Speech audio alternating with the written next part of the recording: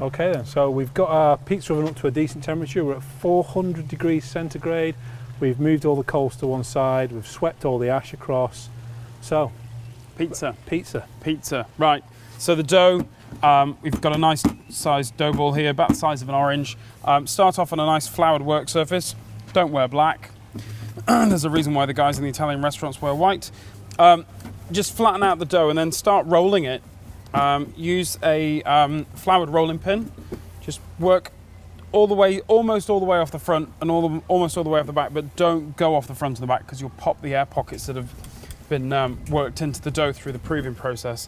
If it starts to stick as it gets rolled out, just put some extra flour on there and it will be not a problem. Once you get it about the size of your two hands, just bring it up off the work surface. You're not using the fingers pointing up. Just curve the fingers down, fingertips down, and just work it through. And if you've got any rings on your fingers, just take them off. But just stretch that out. I'm not looking to read the newspaper.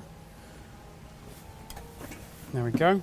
The edges might just be a little bit thicker, so just take the weight of the base in your hands, and just where you've got a thick part, just stretch that out.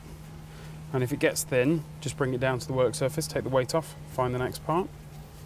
But these are really good bits of kit, aren't they?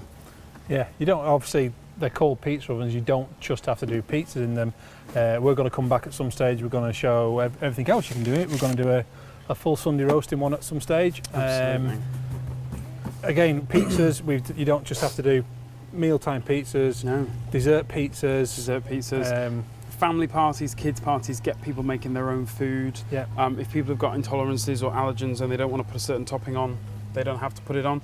Whatever toppings you do put on, though, should be cooked. So don't go putting any kind of slices of raw meats on there or anything and expecting them to cook in the time that the pizza is going to bake in. Make sure that I've just made sure that there's some flour underneath the pizza, so that it does move on the work surface. And then this tomato sauce, we got some passata, some dried oregano or dried mixed green herbs, olive oil, salt and pepper, a little bit of sugar. Less is more with this style of pizza. So 2 spoonfuls should be ample for a pizza of this size. Leave a little board around the edge of the pizza so that so that the sauce can't really fall off. Spread that out. And then we're just going to make a simple ham and cheese pizza. So that goes back there. You were saying the sweet pizzas as well, so what kind of things would you... So sweet pizza, rather than tomato sauce, use Nutella. I do them with bananas on them, maple syrup. Maple syrup's a good substitution for a tomato sauce as well. Yeah, but then a good thing to do is get fudges or curly whirlies, get them really cold in the fridge, now you're talking then about chop language. them across the top, and they really do add. I mean, it's one of those things, if you do that, if you've got a group of friends around and you do that as like a party piece at the end, yes, they probably won't eat too much of them. Don't start cooking everybody one because they are incredibly sickly. But at the end of the day, everybody will talk about your pizza party, won't they? Everybody will talk about it and they'll want to do one themselves. So just going on with a little bit of mozzarella, just drain mozzarella. Again, you don't want too much moisture on the top of this of these pizzas. And then we're just going to pick, that really wasn't much of a pick, was it? So we're going to pick some bigger sprigs of basil. Just a classic little pizza here, but any toppings will do. Whatever floats your boat. And as you say, great. If you've cooked the roast in here and then you wanted to throw some extra logs on and get the temperature back up again to do some pizzas for a dessert or something like that, absolutely awesome. So a little bit of freshly ground black pepper and a little drizzle of olive oil. Should I get the pizza paddle? Yeah, let's get the pizza paddle. A little bit of flour on the paddle. Are you going with that or am I? See how I do. So technique is basically moving the front of the paddle side to side until it starts to move. Yep. And then if you pull that back across... I'll let you take over, I've failed. Pull it back and just give it a quick shove. So move it side to side until it starts moving across the work surface, then pull it back, then just give it a quick shove. And then that just goes into the pizza oven.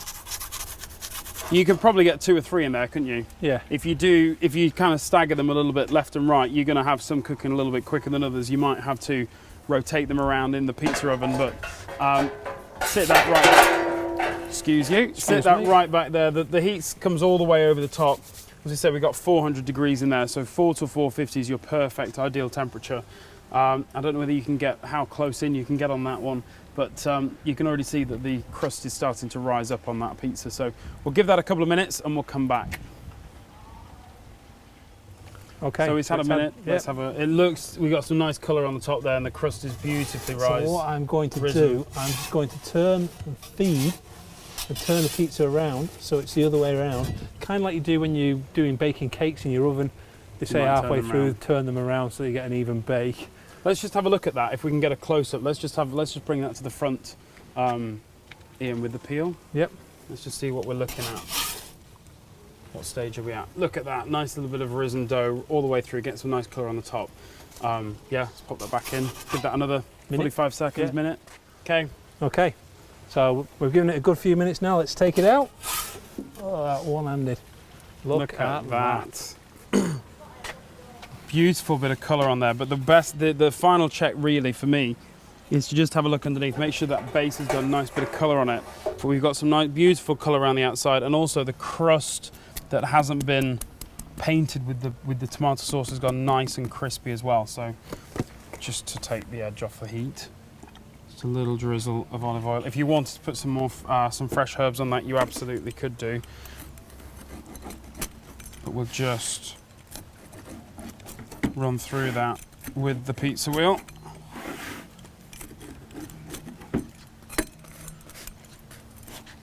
Sure, I'll hold the piece of that up. So there we go. There you go, perfectly cut. No soggy bottoms here. Beautiful melted cheese as well.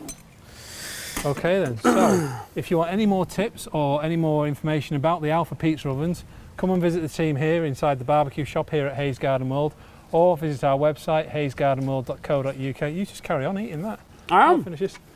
Okay, join us next time. We'll be doing a roast in the Alfa Pizza Oven, showing you the versatility of it. Anyway. That's really good. That is really good. Happy with that. Perfect. Okay. Okay. So, should we finish it off before these lot get to eat it? I think so. Yeah. Yeah, if you want more information, website, shop, social media, get in touch.